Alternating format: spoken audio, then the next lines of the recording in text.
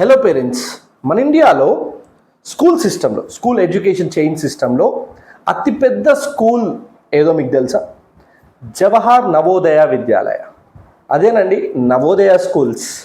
So ఈ schools 1986లో start చేసి అంచెలంచెలుగా ఎదుగుతూ ఇప్పటికీ మన ఇండియాలో 650కి పైగా స్కూల్స్ ఉన్నాయన్నమాట.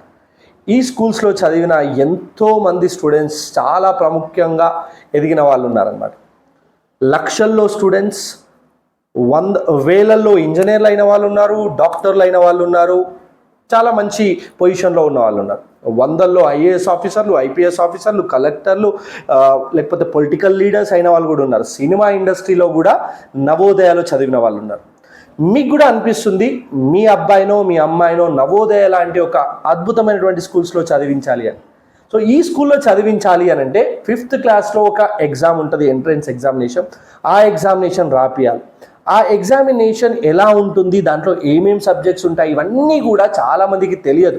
5th అయిపోయాక రాపియాలి అని అనుకుంటారు. కాదండి, 5thలో చదువుతున్నప్పుడే ఎగ్జామ్ ఉంటుంది, అది రాపియాలన్నమాట.